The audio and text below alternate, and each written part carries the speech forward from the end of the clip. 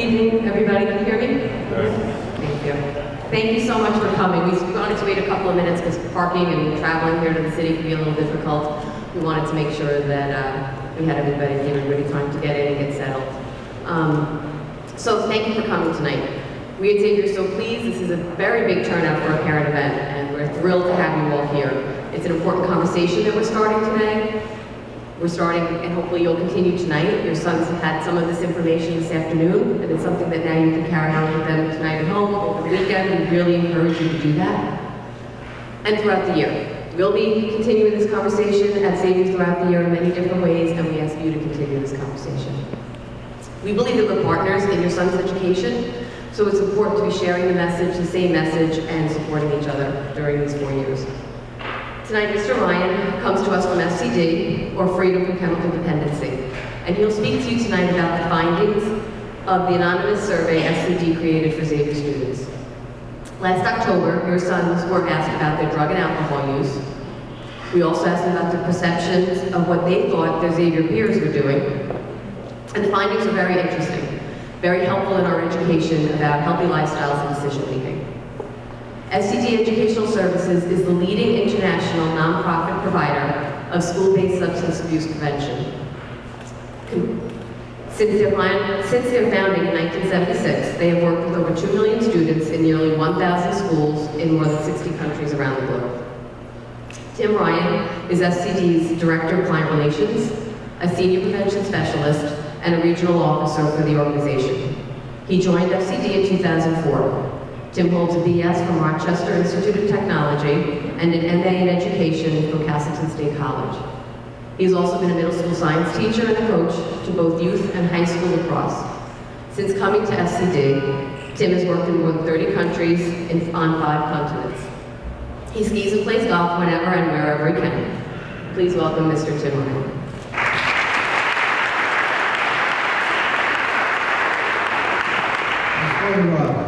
Grab my little clicker. Just want to thank you all for coming out tonight.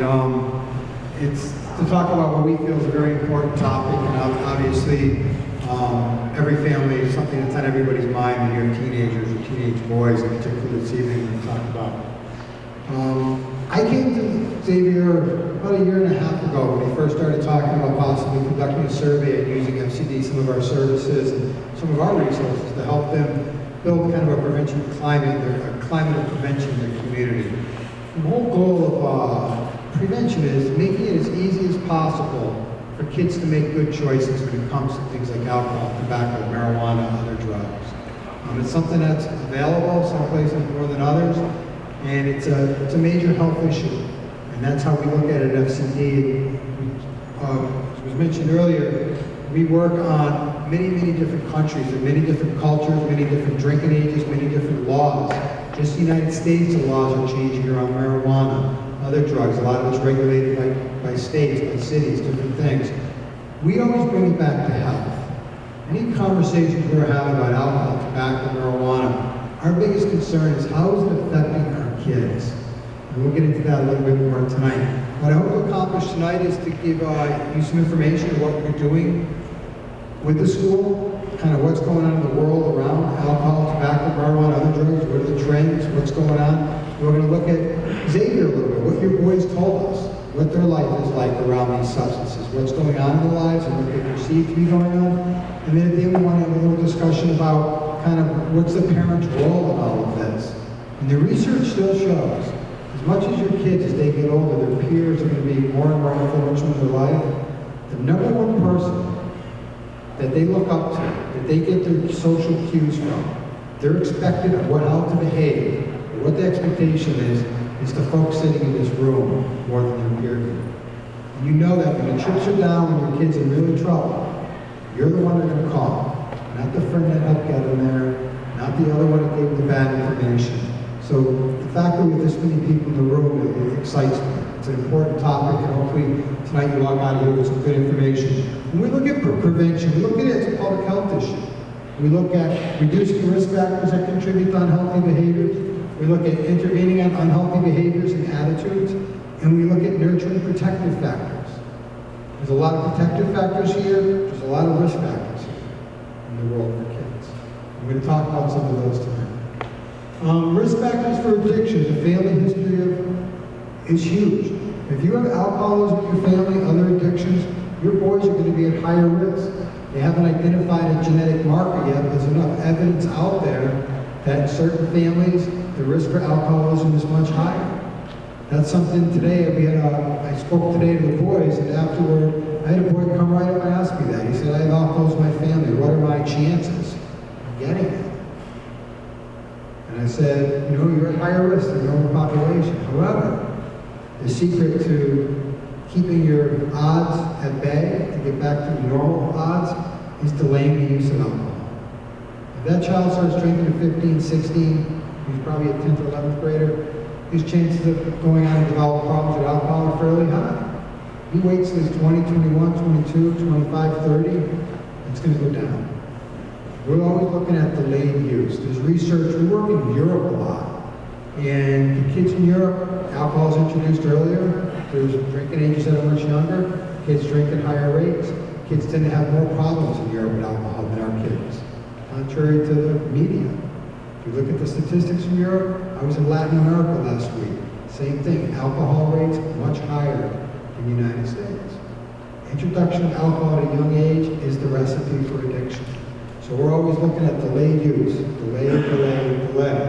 Another one is cravings. Sometimes people say, well, I want to introduce alcohol, let a kid try it, see how they do with it. You may have two kids, 15, 16-year-olds, you give each a beer to try it out. You get one kid, oh, it's terrible. You get another kid gets that warm feeling, wow, I kind of like this. You may just introduce that child with something that makes them feel good. That's what alcohol does, it changes their brain, for the better, unfortunately. People like that feeling. Some people like it a lot. People that tend to drink and crave alcohol, they have a little bit the person that, some of us may know these people. They're going to go out and have 2 beers, they end up, it's always 7 or 8. You get that craving, it kicks in, and it's a problem. Another indicator for a young person if they tend to crave it. Another one is tolerance, which for boys is a really double-edged sword. Because as a boy, in a boy culture some places, a boy that can drink a lot of alcohol can actually create social status. Hold your liquor. You're a man. You can drink like a man. Someone has a low tolerance, has a beer and a half, they're falling down, or they're getting sick, they don't like it. That kid is actually fortunate. Their tolerance is low. They'll probably never have a problem with alcohol. That other kid that can knock down several drinks and he's still walking around looking for the next one, I worry about that kid. Those are the kids that tend to end up getting very drunk, because they can put that much alcohol in their system. Or alcohol overdose. Kids that can drink so much alcohol they overdose. Most kids will be throwing up a mess long before that happens. And sometimes we talk about where I was last week. I'll give you an example, which is a place in tolerance. I was in a country where drinking age is very young. Kids introduced to alcohol very early. And the kids I was working with, seniors, were telling me, you know, we know how to drink now. We don't throw up anymore. We've got it where we don't do that. We've got this under control. We know our limits. I said, really? I said, well, what happens when you guys drink? I said, do you guys ever like forget what you did the night before? And they're like laughing, like, yeah, sometimes that happens. I'm like, well, that's a blackout. That's not someone that's learned their limit. That's someone who's raised their tolerance to a pretty dangerous level. That's all they've done. They probably have low tolerance and now it's up. High risk for alcoholism. The other one is surroundings. It can be, you know, the country you live in, what are the laws, what are the rules, what's the culture on alcohol, the school you go to, what's the expectation, all the way down to what the family expectation is around alcohol. How does the family feel about it? What's going on at home? What are they witnessing? How are they being, what do their social cues look like about alcohol? All that weighs extremely into a child's way that they'll probably drink as a risk factor. It can also be a protective factor. Current concerns right now in the United States, we're always worried about alcohol. Alcohol has a lot to do with what gets our young men in a lot of trouble. It's the use of alcohol. If you talk any colleges, kids that are vandalizing, kids that are bringing up on sexual assault charges, kids that are failing out of college, it's all related to alcohol. Colleges are choosing your boys because they know these boys, when they get out of here, they're going to contribute to that university, they're going to do well there, they know they're academically prepared, but they don't know what their drinking history is. Kids that fail out of college, it's because of alcohol. You know, drunk driving right now, the really good news about drunk driving is it's about half of what it was. There's about 20% of kids 15, 20 years ago would drive drunk. It's down to about 10%. Still goes on. We've done a pretty good job at decreasing that. But the actual drinking, unfortunately, even though overall drinking is somewhat going down, it's still the one that will cause the most problems in young people's lives right now. It's the most widely used drug by teenagers. Marijuana, we're going to talk a little bit about. Alcohol, we'll come back to. Nicotine and e-cigarette, the new introduction of the new nicotine delivery system, which we're now seeing another your children's age becoming nicotine addicts. Another place we've done a really good job in this country. We got smoking down to under 20%, which is huge. It was almost 50 35 years ago. That's incredible, basically a generation. We gave that to our kids. That's something we did really well in life. The e-cigarette now, we're starting to see that trend change. It's seen as a healthy alternative, it's okay. It's being marketed directly at your kids. Chew and dip, we're at a boys' school, tends to be more of a boy issue than a girl issue. There was some kids reported chew on the survey. What's going on? Sometimes it's sports related, I don't know for sure. It's a fitting in part of certain cultures kids take on. Prescription medicines we're going to talk about, and heroin. Luckily, there's not a huge heroin problem at this school. There's not a huge pill problem. There was some evidence of a little bit of kids that said they had abused pills, but very small compared to alcohol and drugs. But we'll talk about that, what we can do as adults. Marijuana is the big one right now. Anywhere you go, everybody's talking about marijuana. And there's a lot of things in the rhetoric and the arguments and the TV shows, the movies, and the political arguments. Basically what's going on, there's a lot of new conversation about marijuana in the last 10 or so years. Legalization, right? We've got it in Colorado, we've got it in Washington, we've got it in other places where it's been decriminalized. There's about 23 states that have different marijuana laws, depending where you are. Medical marijuana, what it's used for, what it's not good for. I'll go into work with kids that are really, really smart kids, taking like AP Bio. And I'll ask them what they know about marijuana, and they think there's a link to that curing cancer, or helping with cancer. It helps with nausea from chemotherapy and other things, but there's not a lot of, thank goodness, the majority of people smoking marijuana are not victims of horrible diseases that might need THC or other drugs to help them with that. It's really clouded the argument with kids. I've been doing this for a while. 10 years ago, you ask kids what do you think about marijuana, they may tell you some negative things. We go all the way around the room 2 or 3 times before we get to anything negative. The entrepreneurial kid said it's going to cause, it'll solve all the tax problems, the economy, we're all going to fix all that because of it, which is probably some truth to. The social activist kid will say, well, it's the criminal justice system is not fair, it's not imposed correctly to everybody, and a kid at 17 makes a bad choice, shouldn't have a criminal record, and that's probably a good argument too. I mean, there's really good arguments of why we should do it. But at the end of the day, if you read what's on the internet and all these arguments, it's a long time before you get to the health of kids. And that's what we're mainly focusing on tonight. The potency of marijuana. Marijuana, at the same time as we're legalizing it, making it more accessible, the strength of marijuana has gone up tremendously. If anyone in this room may have smoked marijuana, say, 25 years ago, when they were in college, 30 years ago, it's very different now. I was in Colorado for Christmas last year, and there was people, the medicinal marijuana came out with the gummy bears, and the cookies, and the brownies, and all these candies and stuff. People eating this stuff and ending up in the emergency rooms. Go online, read about it. You get paranoid attacks, you get anxiety, it's similar to panic attacks. Kids showing up in emergency rooms. It's the real deal. It's not just a harmless, don't panic, it's organic situation anymore. It's the real deal. And if you don't think Colorado marijuana legalization can affect people here, I was at a school, I'm not going to mention my name obviously because I worked at it, where 3 boys, 8th graders, had just been expelled from a very good independent school because one of the boys' older brothers had brought home from Christmas break some gummy bears laced with marijuana that his younger brother in 8th grade brought to school to show off basically. 3 of the boys ate them, and all 3 of those kids are now expelled out of that school.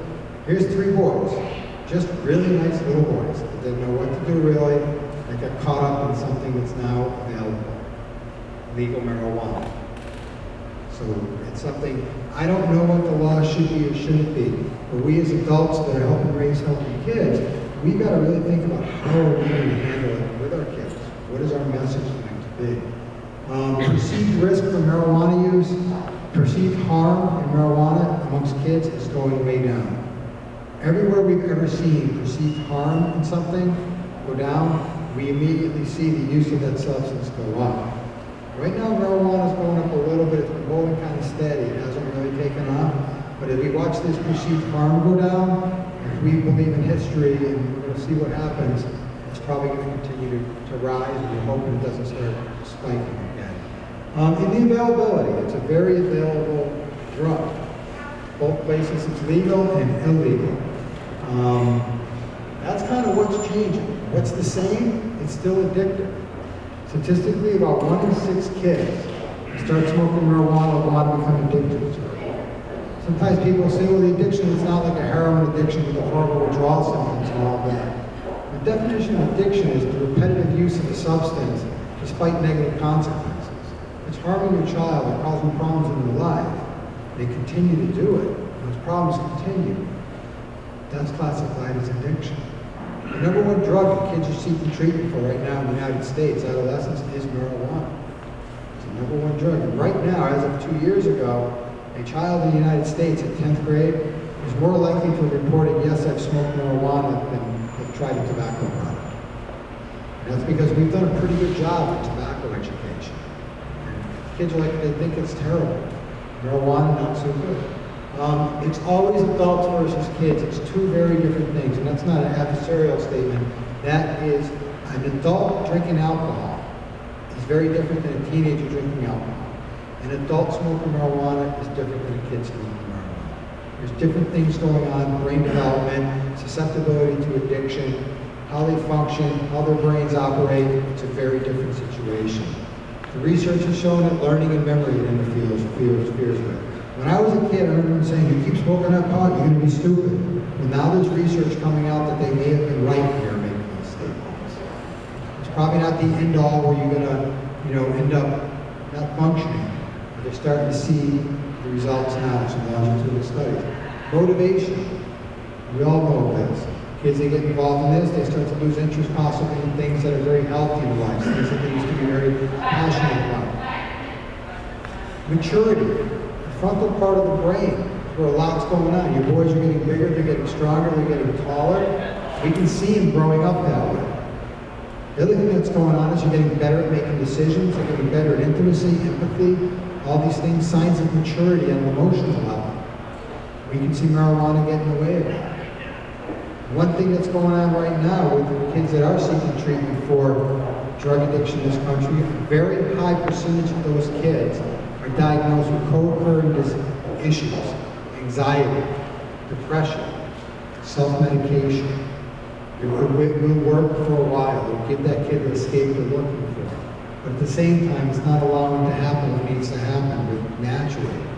Getting better at making decisions, getting better at interacting with adults, getting better with intimacy, understanding empathy and your role in society. That's what we worry about. Legal issues for kids. It's like, when you go to Colorado, it's like they're still arresting kids for marijuana. It's still against the law. The age is 21. So they say legalization, make it very available, and then, oh, by the way, you're still going to court for that. So it's not legal for kids, and the kids, unfortunately, are somewhat paying the price. And I've literally been, at this point, in probably 50 countries and 200 schools, and I've yet to be at a school where you can bring marijuana there. It's not going to be a problem. I'm sure from Colorado, Amsterdam, or wherever. It's a setup for our kids. It's still probably the number one reason kids get dismissed from independent schools is drug use. Something just to show you perception. Study drugs, which was some small amount of use here, not a lot. Right now we're seeing in teenagers and in college kids, we're here talking about using Adderall, Ritalin, drugs that help children with ADD or ADHD. Works very well for some kids, help them focus. They're also pretty powerful drugs. The drugs that kids that are prescribed here, we talk about in class, it took a while to get my dosage right. I don't take it over the summer because I can't, it puts down my creativity, or a million reasons why some kids really don't want to take it. At the end of the day, it helps them. But you get these kids that get this false belief, or this belief that if you're not prescribed it, just take it, that it's going to be fine and you do well on your exams. Some of that is going on. And if you can look up on the chart, this is a really good example of perceived risk. You know, from 2011 to 2012, it's gone way down. At the same time, the use is shooting right up. And we see this all the time. Ecstasy, was it 2 summers ago, New York had the kids die? Molly made a comeback. Ecstasy, which is loud, we saw perceived risk going down, and we knew it was going to happen. It's just be a matter of time before we're hearing more kids are getting sick on it. So the messages kids get, whether we perceive something as safe or not, is huge. Part of the conversation with marijuana is, you know, kids will tell you, well, it's not as bad as alcohol, or it's not as bad as pills. They like to line it up and say it's not risky. It's a different risk. So we like to talk about each of these drugs on their own. What is the benefit or risk of your system taking it? You know, the side effects of AED medication: nervousness, restlessness, excitability, dependence. Kids start taking it over and over again, and especially if they're not prescribed. You know, doctors don't know what other conditions a kid might have. And they're pretty powerful stimulants. Your kid's taking some allergy medication also, get a reaction, and problems. So it's something that we do talk to kids about. If your child is legitimately, you think they're having struggles focusing, talk to the school counselors, have your child assessed. There's healthy, safer ways to do this than have kids passing pills around to each other. The prescription pills, I was talking with somebody before the meeting started, that we worry a lot about are Vicodin, Oxycontin, and Percocet. There's a million hydrocodone. There's a million generics. They're the painkillers. Something you might want to do is, if you may have these in your medicine cabinet, you may not even know you have these in your medicine cabinet. You go for a root canal, they give you 20 Vicodin, you take 3 of them, you're feeling okay. 3 days later, and you're like, okay, I'm done with it. You know, don't sit up there next to the Pepto-Bismol and the other stuff. Those are things that you probably want to get rid of. Local law enforcement, some pharmacies have taken back, call local hotlines about prescription drugs. There's places to get rid of them. You don't want to just throw them down the drain, but get rid of them. Majority of kids right now that are getting treated for heroin addiction, they started on these. And those kids started those pills by getting them for free from somebody's home, their home or somebody else's home. That's something to really, really be aware of. Your kid might be the best kid in the world, but you know, one of their friends comes over, gets clever to it, wise at it. I mean, even generics, they can look on their iPhone and in 3 seconds know exactly what that drug does. My parents are elderly. They've got medicine cabinets like you wouldn't believe. Think that my sister's a pharmacist. She goes over once a week and straightens it all out. And my dad got his knee replacement.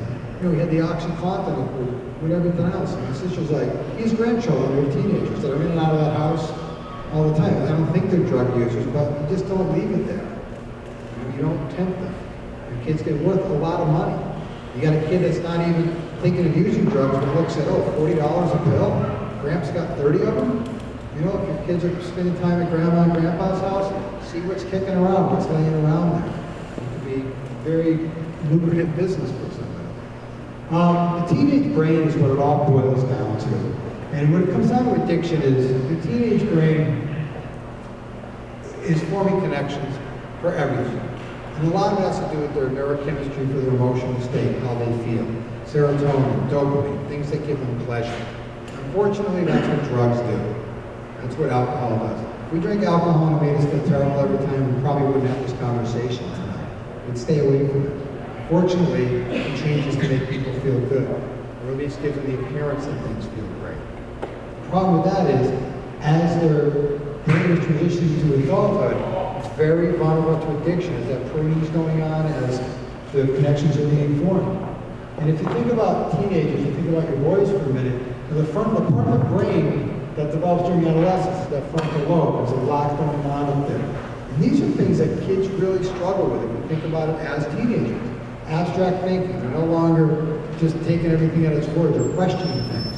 That's natural. Your kid's not a wise guy if they're asking you why all the time, rather than just taking your answers. Higher order logic, reasoning, moral dilemmas. Kids are in them all the time. Do I do this or not? Dad doesn't want me to do this, but my friends want me to. I know it's not right, but it's really not that wrong. I mean, kids operate in this world that's difficult enough. You had alcohol, that's a young 17 mature kid you have is operating as a 13-year-old again. The moral dilemma is usually end up with you yelling at him and then saying, what were you thinking? And the kid's like, I don't know. They really don't know what they were thinking because in their mind, things should have worked out differently. Self-control, impulses, emotions, future-oriented thinking. Kids that kind of are starting to focus more on just beyond today, getting through the day. What do I want to do in my life? What's it going to be like when I'm older? Kids that have healthy visions of that. That all starts during adolescence. We got to let that happen. Alcohol or other drug use really starts interfering in those types of things going on in a child's life. And social norms. This is a big part of what the research we do. We always look at why kids do it. Well, we know there's curiosity, we know they're stressed out, we know they want to be older, they want to do it because they can't do it. There's all these reasons why. But when you boil it down, kids tend to do what they think they're supposed to do. If you're a ninth grader, you go to school, and you think everybody smokes weed there, your risk of smoking weed just went up. If you're a ninth grader, you think, no, it's not normal to smoke weed there, your risk of smoking marijuana just went down.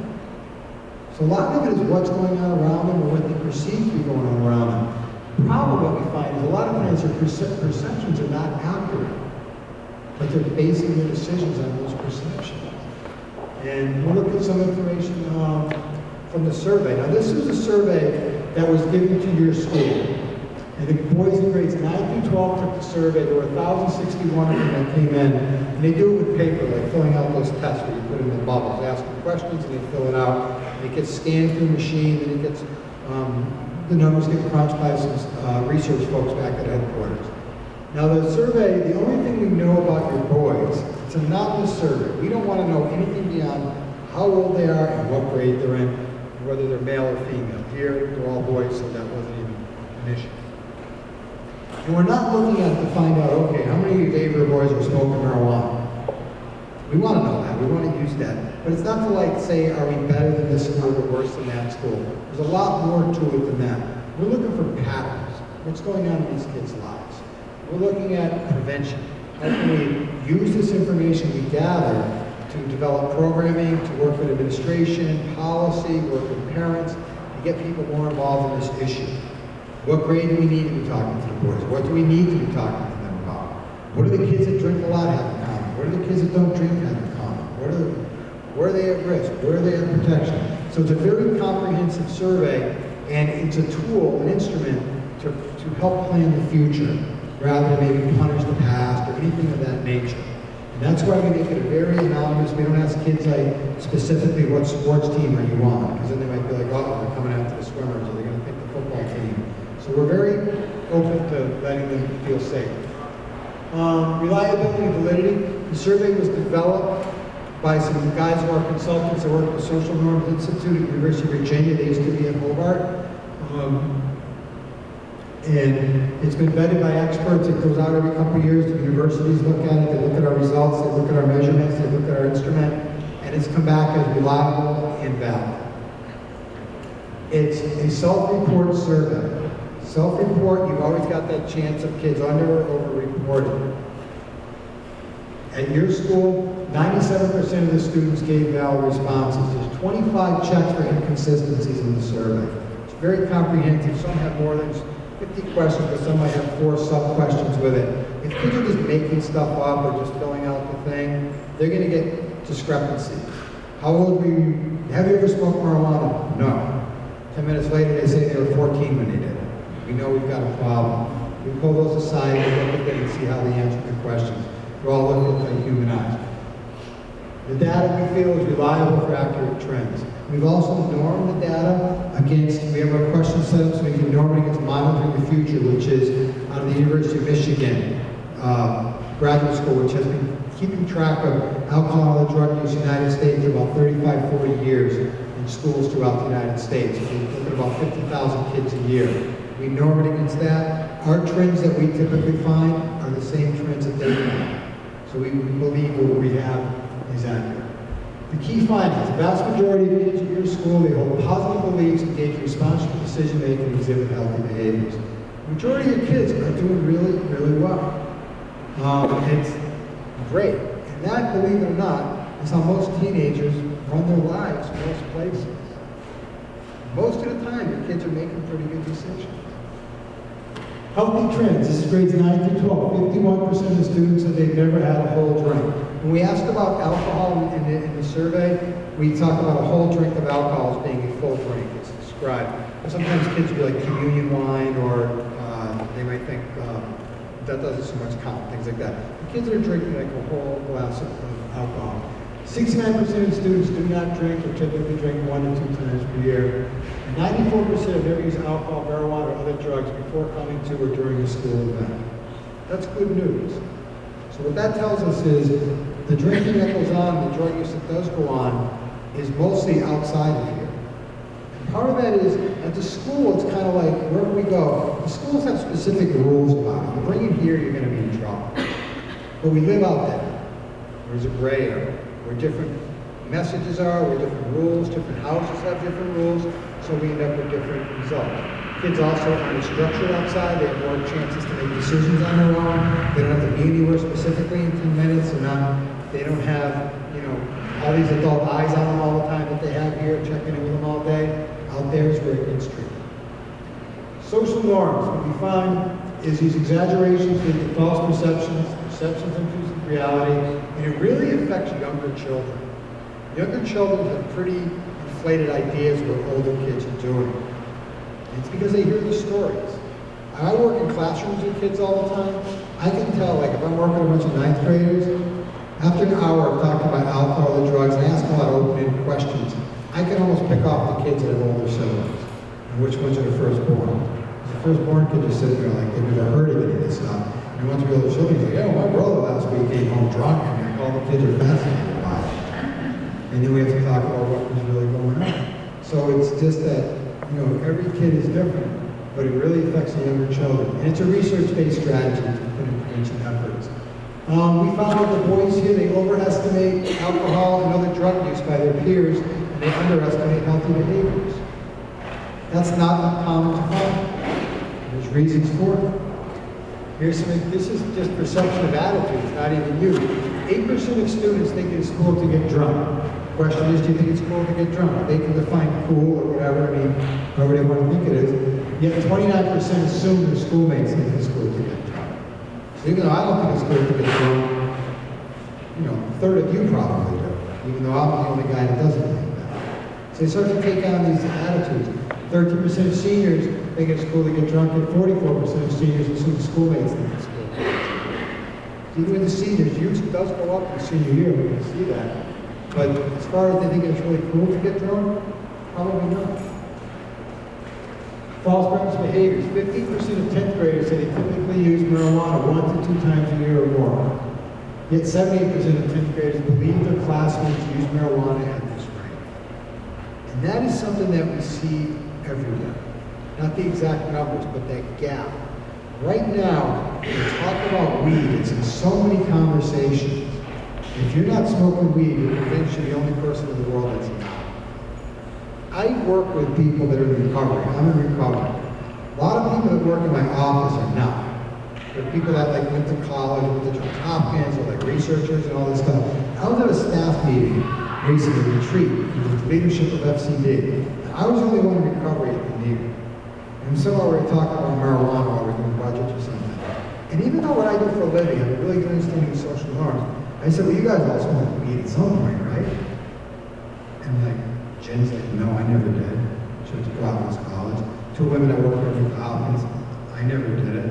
Our CEO went to University of Ohio, and he was there for the hippie era. He's like, no, when I was in the Army on ROTC, I didn't do it. So here I am making assumptions about my colleagues, and they're like, none of them ever smoked weed. And I'm like, I thought everybody did, even though I know better. So it's a very difficult thing. We have to really be vigilant about how we talk about it. And the same thing with 9th graders. 83% typically don't drink, really healthy class.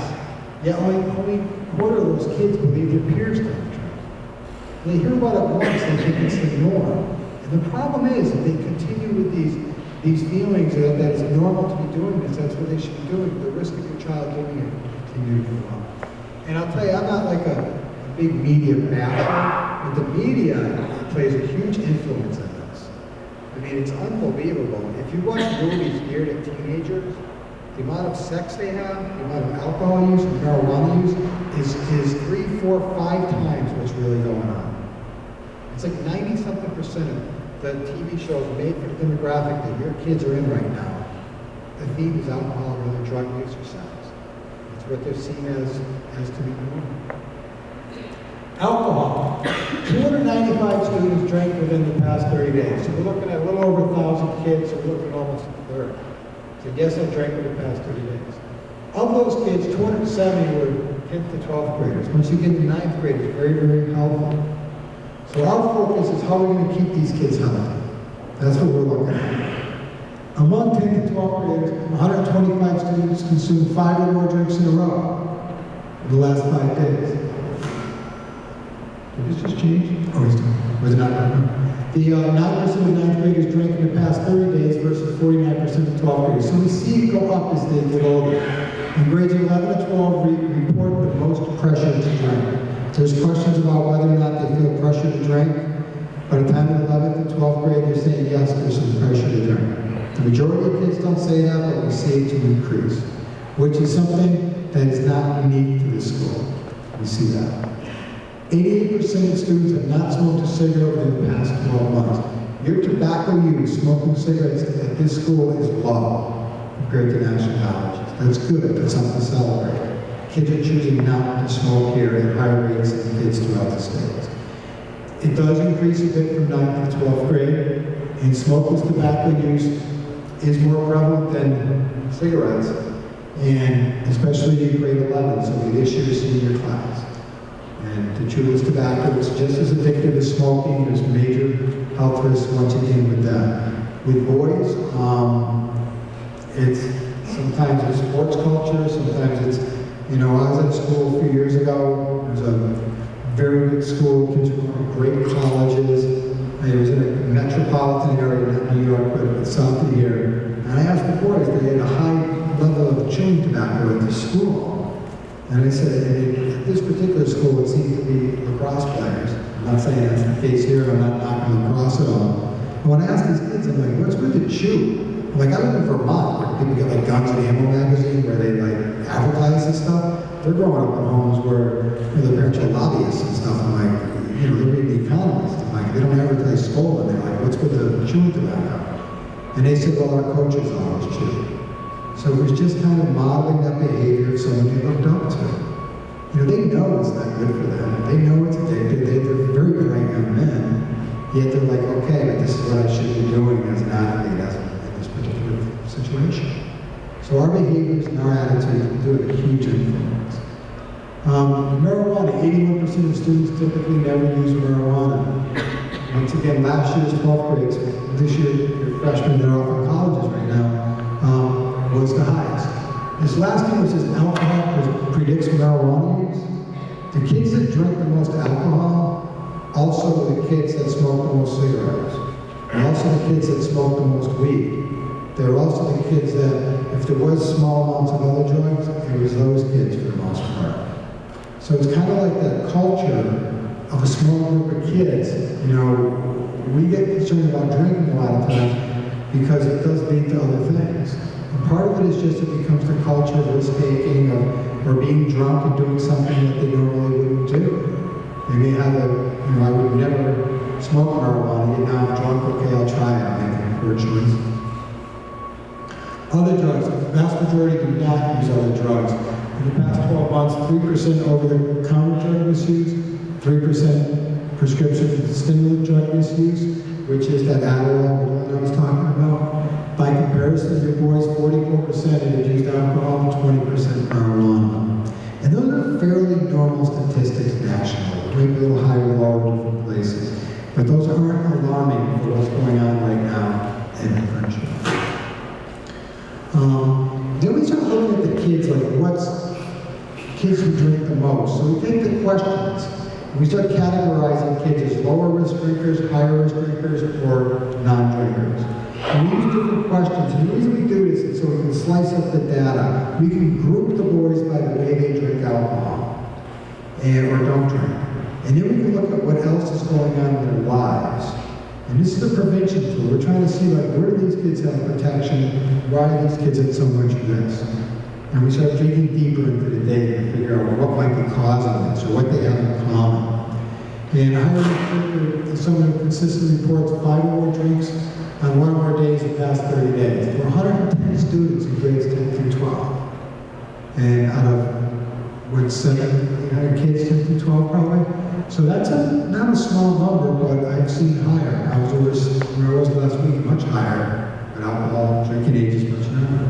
Low risk drinker, there's kind of a big sentence there, but the reason is we had to combine several different questions to get an idea of a good grouping of kids so we can start to compare numbers. And it was 92 of those kids, 10 through 12. And a non-drinker is someone who never having had a whole drink in his lifetime and has not had a drink within the past year. There was 321 students. You might say, well, that doesn't add up to 1,000. There were some kids that didn't really fit any of those categories, and most of those kids would fit into the non-drinker category, or very low risk. Key findings, the higher risk drinkers are at higher risk for a wide variety of negative emotional, health, and social consequences, as well as use of other substances, which I mentioned a few minutes ago. We ask the boys what their grades are like. You know, if they get A's, B's, 90s, A's, what their grades are like. And non-drinkers are most likely to receive mostly A's. Yearly more frequent marijuana smokers is on there also. 20% get mostly A's, 39% of non-drinkers get mostly A's. You start to see the results. 90% of students say academics are important to them, yet we can't say this is causal, that the kids smoking marijuana made them get a bad grade. And we see this all the time, not just in our research, but if you look at universities that link grades to alcohol or other drug use.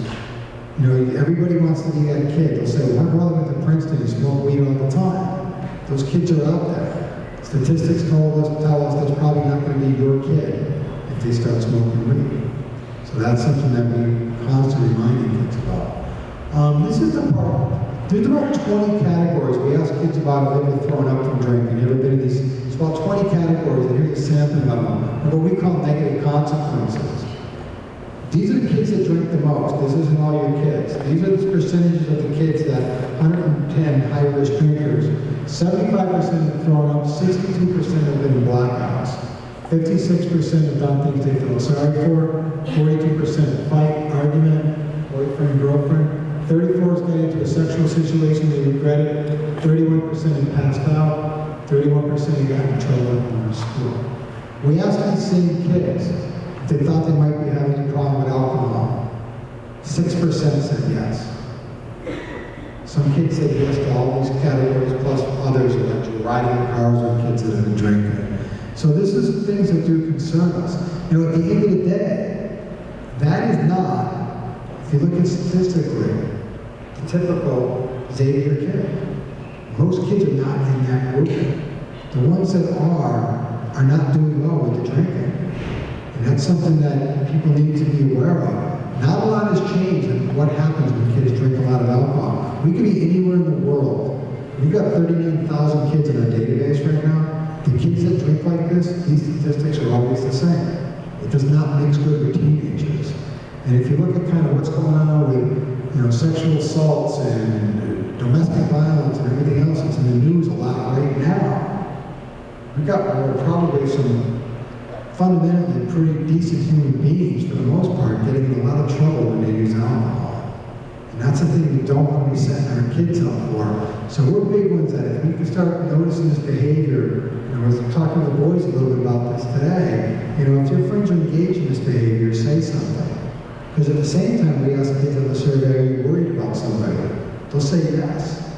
So they know what's going on. If your kids come to you and say, I'm worried about this is going on in so-and-so's life, I encourage you to really pick up the phone and call that other parent, because they may not know. And I'm sure everyone in this room, if this was your kid, you'd want to know that that's going on. Faculty and staff, 90% of students, we ask a lot about, this is where we look for protection and risk. 90% of students feel valued as a person as Xavier. 93% feel that teachers and school staff care about me as a student. Very seldom do we see it in the 90s. If you run into some of your kids' teachers this week, I would thank them. The kids like it here. They feel they're part of something, they feel cared for, they feel respected. That's a really positive number. Independent schools, I used to see somewhere in the mid-80s, but 93% is amazing. 85% feel that my school is making a sincere effort to address alcohol and other drug use problems. And they talk about it here. The kids at the head of school today get up and encourage the boys, if they're worried about themselves or others, to get help from people. Don't be hiding it. No one's going to get in trouble. Let's get them some help. Let's get these kids back on track. We're kind of in this together as a community. They feel that.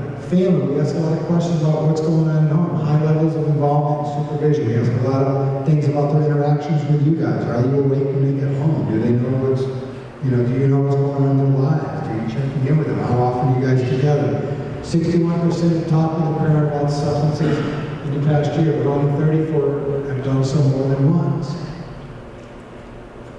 Parents in this room probably are ones that have had more than one conversation. They're probably ongoing conversations. And that does make a difference. Conversation, not just the don't do it every time you walk out the door, but conversations about it. What do you think of this? Asking them their opinions. 91% report clear feeling rules about substances.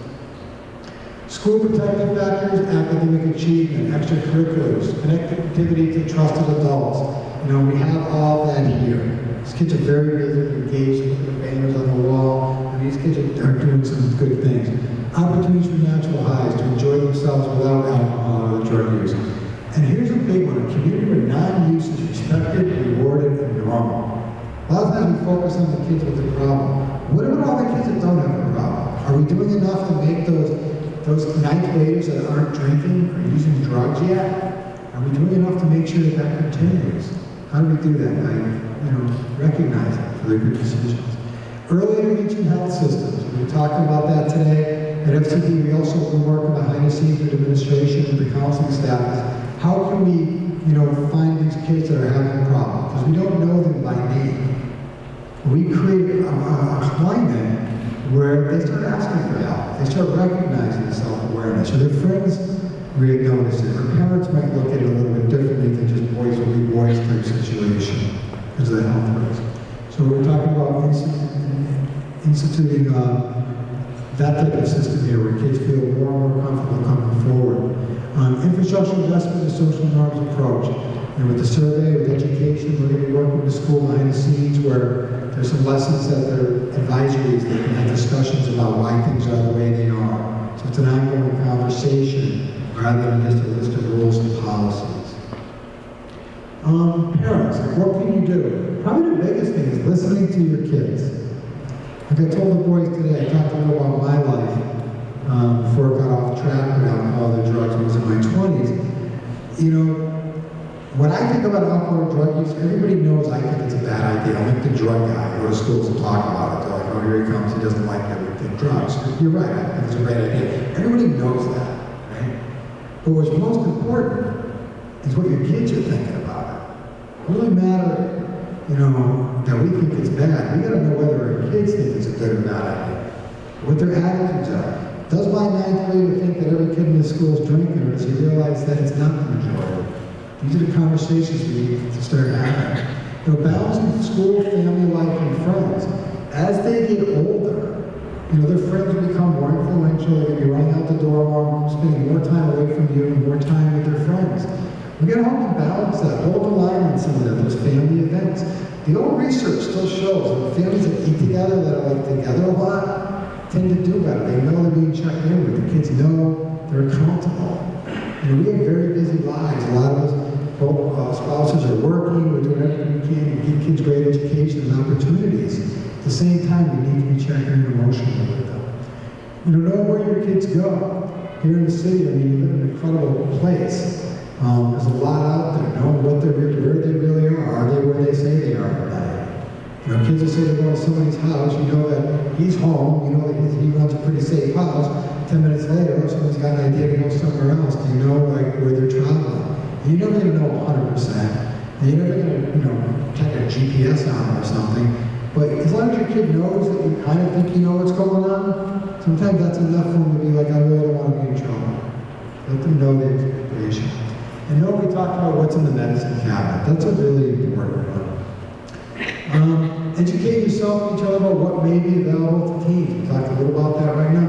you can assume that alcohol is not too hard for them to get, even though they're underage, if they work at it. You can assume that if they want marijuana, if they don't know who has it, probably 2 friends away, 9th, 10th, 11th grade, will know where to get it. Nowhere to just things they're allowed.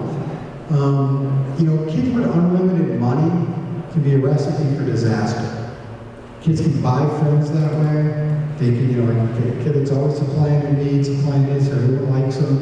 Kids can also, you know, alcohol's not cheap, drugs are not cheap. If your kid's got, you know, the credit card and ATM, you're drawing off and you're pounding all this money and you're not seeing any new sneakers or new kind of material things, find out where that money's going. I mean, it's a reality. It can be a good control. I know a lot of times parents talk about their kids have 18 with credit cards. They get a text every time their kid uses their credit cards. They know what they're spending money on. If your kids like, you know, kids are like, buy things for other kids and give me the money. You know, like they're clever at like making money off their parents. They're actually really, really good at it. Some of you know that, right? And work and communicate with other parents and help each other hold the line. If you're like, how many of your kids have said they're the only kid that's got to be in at 11 o'clock or 10 o'clock and everyone else gets this? See, you're not the only one. Communicate with each other. You can help hold the line. It's like strength in numbers. Healthy expectations. Like explain why the limits exist. You know, why do we have these rules rather than here are the rules and you live and die by them? Explain why they exist, what your concerns are. And if you have a kid that's showing more and more maturity and making more and more decisions, you give them a little more leeway. And when a kid wants to go from maybe 11 o'clock to 12 o'clock curfew, and for the last year, every night at 11:15, you're getting phone calls. I need another half hour. Well, when he gets to midnight, guess what? That phone call's coming at 12:30, and another half hour. The kid that's been holding the line, yeah, maybe adhering to what the rules are. You know, you may have 2 kids that are totally different in your family. You have to parent them very differently. One responds to one type of parenting, another to another. You really need to know your kids. And here's a big one: balance freedom with growing maturity, not just older age. And just today, looking in the room, I had some younger kids sitting up front that looked very young. And then I looked at the back of the room toward them when the kids were leaving. Some kids that looked really, really like they could be in university already. Even though they look like that, some of these kids are big kids, a lot of them are athletes, they're, you know, they've been in the gym, they look like young men, which they are becoming. They are still 16, 17 years old. They're bright, they can talk to adults, they're not shy, they've got confidence. They're still 16, 17 years old. Let their brain continue to develop. Let them keep getting older. Don't just say, my kid is big, he's going to be able to take care of himself. They get in just as much trouble with this stuff as the kid that still looks at 17 and still looks like he's 14. Even more so sometimes.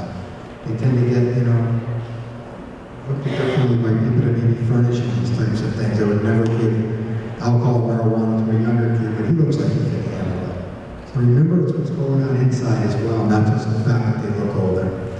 Kind of the takeaway points. We look at all student use equals risk. A lot of times people ask, like, well, how much should I let the kid drink or how often? And we really encourage delayed use. Any use can equal risk. If your son is drinking alcohol, I would really want to know how it's affecting him. You know, if he's out on the weekends and you think he's drinking, I'd want him home in my house that night. Just take a look at it. Is he having 1 or 2 drinks? I'm not recommending they do that, go out and drink it all, but really know how it's affecting him. Or is he one of those kids that, as we saw earlier, is really struggling? You know, delayed use can prevent later problems we talked about. Majority of kids are making healthy choices most of the time. It's basically right now, we just got to get them through Friday and Saturday nights, it seems. Now, during the week, they're pretty busy with everything else. You know, there might be a few nights during the week, some of the older kids, but it seems like academics are still pretty important. And adult role modeling and expectations are vital to a prevention climate. How do you drink alcohol? And there is a difference between adults and kids drinking. And I'm not making judgment statements here on how people drink, but it will influence how your kids drink. And I give an example, I have a godson that was a very good athlete in Connecticut. He got to play in a football game at UConn's field at Richmond Field up there in the state championship game. And they sent letters home to both teams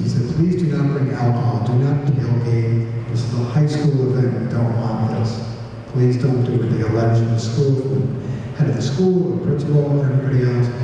And my friend was at the game, and his son was playing, and he said he couldn't believe the elaborate tailgates that were set up in the parking lot. I think you're at the Harvard Yale game for a high school game. That same night, there were 3 kids taken out of the stands with alcohol poisoning.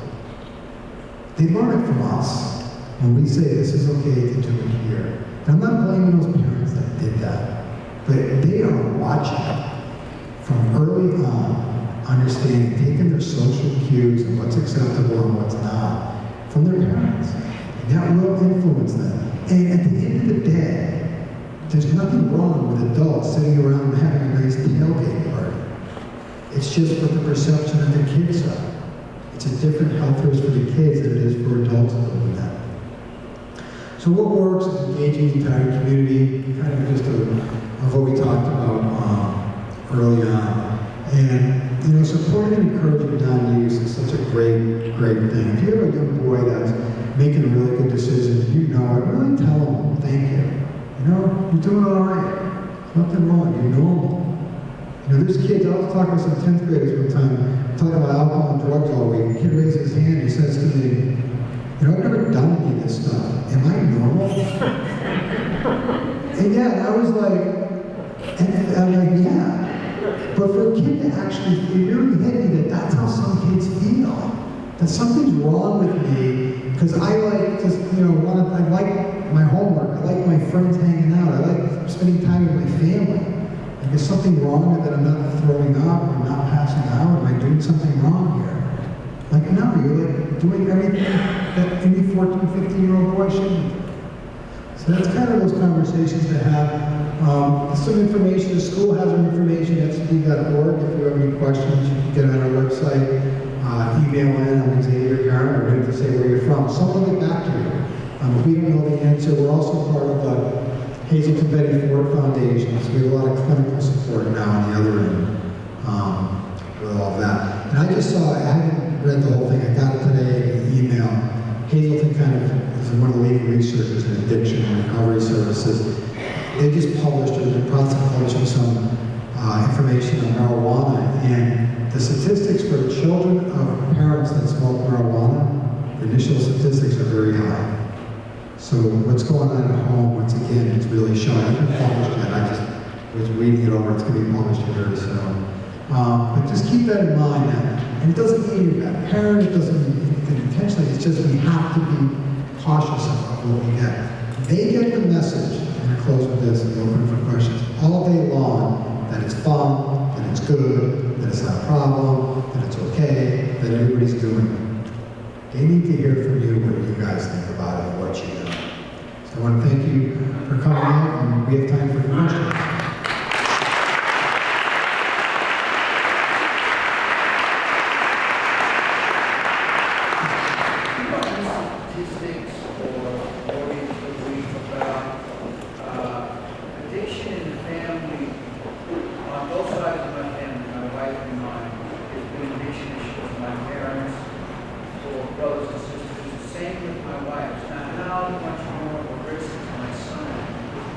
If it's especially both sides of the family, or father to son, it's pretty significant risk.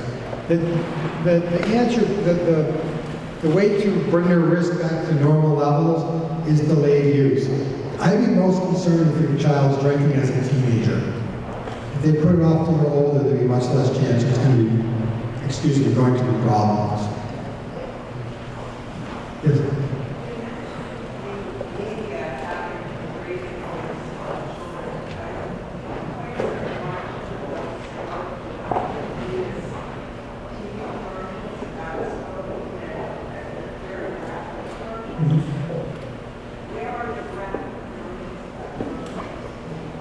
There's, I don't know, I think with cigarettes there was a lot of graphic commercials, but also something we did with cigarettes is we changed the norm. We said you can't do it inside anymore, go outside. We said we're going to raise the prices. It was more than, and that was part of the education, was the graphic messages and all that. We took it off, you don't see it as much in adult TV shows as we once did. You can't smoke indoors anywhere. So we actually changed smoking from being a culturally accepted thing to no longer culturally accepted. That's what we're talking about, how norms are so important. I know in the 80s they did a lot of the drug campaigns with the graphic stuff. It worked in some cases, not in others. But that's part of it. It's education, and it's the whole norm issue. A lot of it's smoking. What's a pack of cigarettes in New York City, like $10 or $12 now? I know it's always been one of the leading places. That helps too, make it kind of out of reach. But yeah, there needs to be more education. With the prescription pill issue and heroin, they're starting to, a lot of local coalitions and law enforcement is partnering with collaborators in different areas and community coalitions to really take that on. And it's a parent issue, Can you repeat the question, please? Yes, sir. Thank you.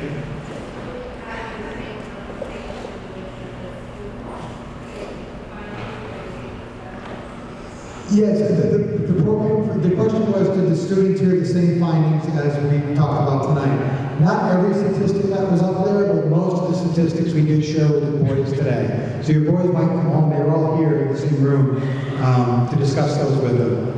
Absolutely. Yes.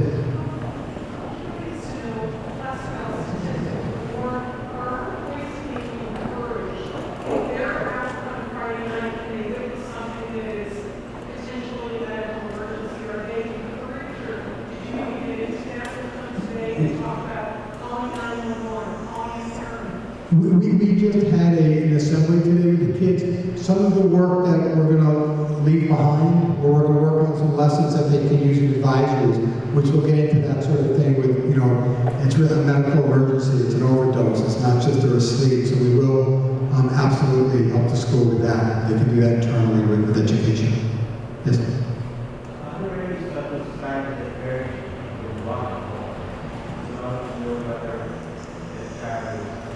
Yeah, a lot of times, the question is, there signs to look out for that the child may be involved in some of these things, whether it's alcohol or other drug use. And some of it is kind of normal teenage behavior, like, do they want more privacy? Do they, you know, question my authority more? Do they want to spend more time with their friends? That's all normal. But if kids are doing all of that, plus you're catching them lies a lot, when kids are lying to you, kids will tell lies sometimes. When they're lying about where they were, who they were with, and all that, and you're catching them, I would investigate, because it means they can't tell you the truth. That's a huge one. If your kid's coming home and smelling like marijuana, it probably wasn't because they were next to some guy that was doing it. It's probably because they were. I would get proactive on that. Finding matches, cigarette lighters, a big interest in paraphernalia, posters, media about drinking. All of a sudden the room turns into a shrine to absolute vodka or something. It might be an indicator that they've got some clever ads and some brilliant stuff. That might be to show a little more interest. You know, kids that all of a sudden you see changes in grades, kids losing interest in things they were once passionate about. Those are all signs that maybe one at a time might not be such a big thing, but we start to see those adding up. Or if all of a sudden you hear that 2 or 3 of their best friends are in trouble with this stuff, if they're not involved, they're very close to it. Those are all kind of warning signs. With the prescription pills, it's hard. You know, there's no smell to them. A kid might take it. Usually, those drugs we're talking about, the painkillers, they give them a very good feeling, you know, with dopamine and serotonin levels, but there's not an outwardly drunkenness to it. You know, typically with alcohol, you can tell a boy gets drunk, all of a sudden he's, you know, loud and drawing attention to themselves, so you know something's different. With those pills, they just get quiet. You know, you got a kid that's really, really rambunctious, and all of a sudden you got a break. It's almost nice, but you're like, something's wrong. Something's different. So those are the signs, or if they're going through withdrawal. Kids that all of a sudden are suffering from a lot of anxiety. When you start using alcohol or drugs, all of a sudden you get a kid that never really had a lot of anxiety or depression. All of a sudden, you know, what they do is they wreak havoc on their emotional system. So while they're high, everything's great. And once they start having cravings for their feeling back, they're short-tempered, anxiety. So there's a lot of warning signs. All those on their own, one at a time, could be just your boy struggling with stress, or it could be drug use. So you have to really know your kid well. And that's another thing we need to too much here. One of the big issues that kids are really facing, we see it in our research, and just from anecdotally at a different school every week, is the stress levels kids are under is high, and it's very real. We can't just discount it that, oh, come on, we pay the bills, give you this great education, do the work, please. It's stressing them out. I mean, we see academic dishonesty, they act out in other ways because of that. Alcohol or drug use increases their risk when they're under stress, so another one of them. Maybe we'll just take one more question, and then we can wrap it up, and at the end, the council Yeah, will be here, maybe. Yeah. Go ahead. Is a random drug test or rather home drug test a good deterrent? There's some families that do that. The research on it is more of the research they use for like institutions like schools and things. Typically, if drug testing is used along with a lot of education, along with other discipline issues, discipline and health methods, it may work, but strictly just a drug test, there's no research really supporting that that's a major deterrent. Some kids will fail drug test after drug test after drug test. Other kids, it might deter them, but the research is pretty inconclusive right now. If you suspect your child is doing anything like this, I would get proactive rather than wait until it's a crisis. And that's what we're working for with Xavier, is early intervention. Getting these kids to come forward, the ones that are struggling, is the key factor.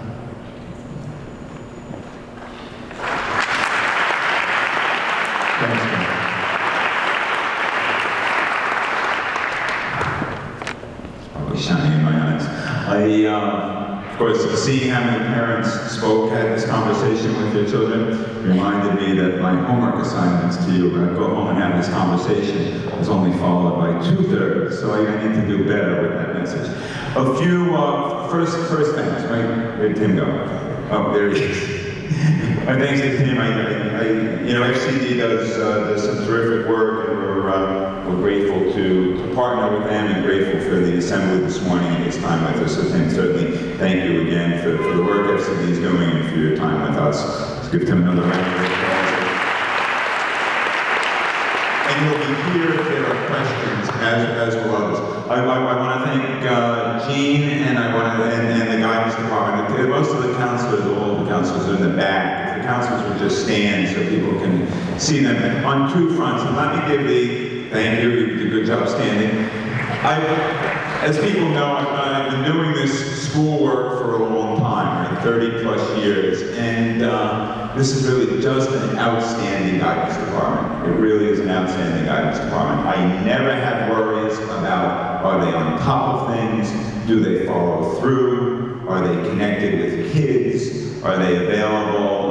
They really are just great. Part of it is the quality of the folks there, part of it's the quality of the leadership, and it all comes together. I say that, one, because they don't get a whole hell of a lot of public acknowledgement from the president or anybody else for that matter, and they deserve it. But two, really to encourage you to say, partnering with them is a good thing, right? And partner with them in ways that can serve you well, and your sons well, and Xavier well. There's absolutely no downside to that. There are a bunch of faculty and admin folks around who are here. I'm grateful for their presence. Mr. Sfoglio, Mr. Law, Mr. McCabe is here, Mr. Doherty is here. There were others that I'm sure Ms. Willett was here that I'm leaving out, but certainly if they can be helpful in conversation after this or at other times, they're happy to do so, as am I. Mr. Doherty wanted me to point out that most of the Harvard-Yale game problems actually happen in New Haven when Yale's at home, and these things really don't happen to the same degree in Cambridge, and that reflects my own experience, but that may be another conversation for another day.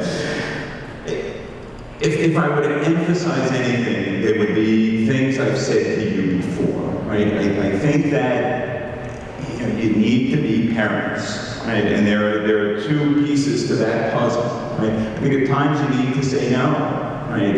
And ranging from, well, they're going to be out all the time and you're never going to see them, right? And it's not necessarily a negative no, right? We want some family time together. We want to do this together. I need you home. Because the conversation, to have the drug conversation, or the sex conversation, or any of those conversations, as that conversation becomes difficult. Right? Let's have the drug conversation. Okay. And then you talk for 5 minutes, he stares at his feet, the conversation's over, and we didn't get very far. And it's not just a drug conversation, it's a sex conversation. We have a friend with an adolescent daughter who was dreading the conversation about biological changes, right? Dreading the conversation, how do I talk to my daughter about her period, right? So she goes to, gets and says, well, I have to do this. So the mother starts the conversation, and the daughter says, Mom, don't worry, they told us about this at camp. We're fine. The mother said, thank God, the conversation was over. They're never going to visit it again. Right? The drug conversation can be the same way. Right? So you need some time together to say, how do the conversations happen? Now, one plus sign of the NFL debacle, and it's a debacle on every front, is you have ample springboards for conversation. Right? You want to talk to your sons about how they should be treating women and violence against women? You don't have to look far. Right? You almost have like a designated guy on every team that you can talk about. Right? I'm not happy about that, but it's kind of true. Right? You want to talk about drugs in the NFL? You don't have to look far. Right? Our kids are big fans of, our boys are big fans of Will Hill. Right? Because we have a connection to St. Peter's Prep. Will Hill went to St. Peter's Prep. Will Hill's a mess. Right? Will Hill's a mess. It's given us ample time to talk about drug use, right? And talk about athletics. Right? What's the springboard? You need time together. Right? So if I have one thing that I would emphasize from him, it's try to find that time. And don't try to find it, make the time. Right? We have great conversations on the way to church. On the way we pray together, I'm more grateful for the conversations in the van on the way to church. Right? All sorts of opportunities there. I would really encourage you to do that. We're in this together. And I said that to you when you began, when we had the freshman parents welcome, whether that was a year, or that was 4 months ago, or a year ago, or 2 years ago. Right? And this becomes one of those things that can be a worrisome thing. It's good news. Right? The great news is you can go home and say, boy, most of David's engaging in really healthy behaviors. And that's a great thing. And that can be a springboard. Great opportunities, great possibilities.